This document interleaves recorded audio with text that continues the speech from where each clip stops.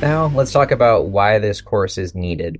So first, we like to call your chassis essentially the foundation of your house on wheels. So if you had a house and had a problem with the foundation of that house, you'd want to know about it, right? So same thing applies with a motorhome. Second, if you are in a motorhome, you're potentially taking up the entire lane. So control is very important when you just don't really have a lot of margin for error. So anything we can do to help you have better control of your motorhome is ultimately going to make you safer as well as less fatigued driving on the road. Additionally, motorhomes have quite a few unique characteristics and challenges compared to other vehicles.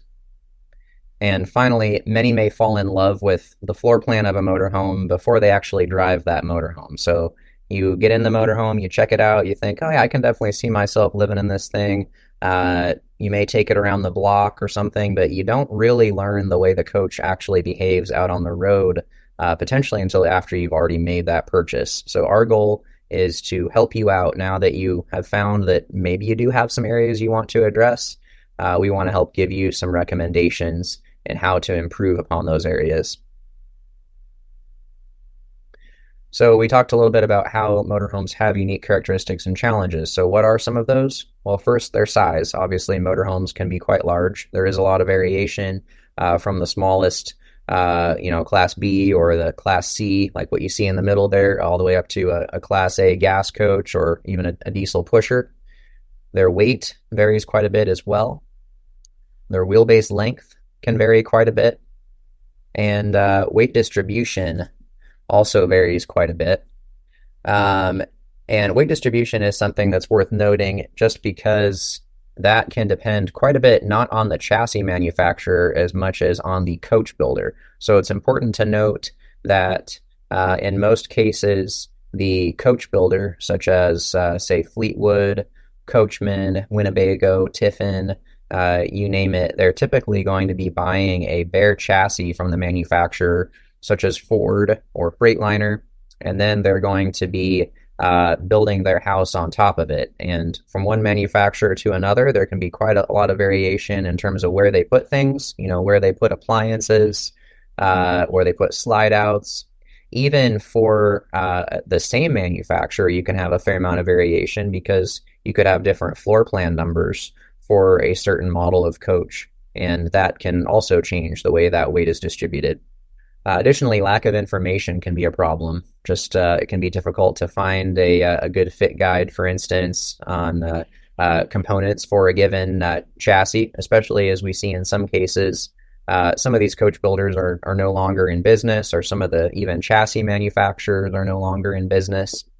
And especially in those cases, it may be difficult to find the parts to actually get them, even once you figure out what you actually need. And also for a given chassis, there could be multiple different types of suspensions used. So the Freightliner XC chassis is a good example, where in the front there may be a couple of different types of front suspension, either a straight axle or an independent front suspension. And unless you know what you have, it can be difficult to identify the correct parts. So here's just an overview showing some of those characteristics we talked about. Again, the wheelbase length is important to consider for a given chassis, such as the Ford F53 Class A chassis. That wheelbase can vary quite a bit depending on your gross vehicle weight rating. Also, the overhang length behind that rear axle is an important factor to consider, and that too can vary. The height, where the weight is distributed. Do you have solar panels on the roof? Do you have a bed that goes up to the ceiling? Something like that, where it raises that center of gravity. All of that can affect the way the coach rides and handles. So speaking of weight distribution, here's an example of a significant issue there. So this is a video actually one of the shops that we work with sent us.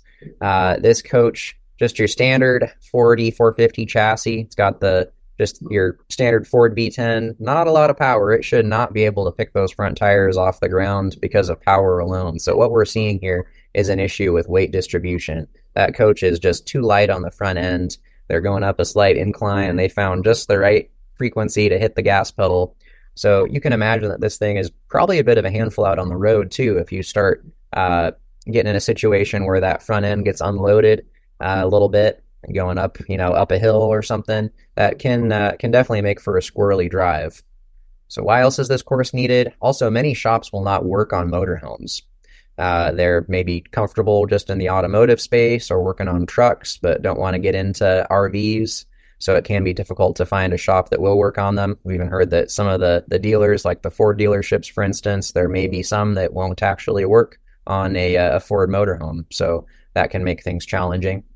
Many shops that do work on motorhomes may advocate for what we like to call a magic bullet approach. So, in other words, all you need is this. All you need is shocks. All you need is an alignment, uh, something along those lines. While in some cases it may be true that all you need is one thing, it's really important to figure out what that thing is, and maybe there is more than one factor that could be contributing to your problem. So that's why our goal is an accurate diagnosis of your issue or issues, so that way we can recommend the correct solutions or just solution for whatever issue you may be having.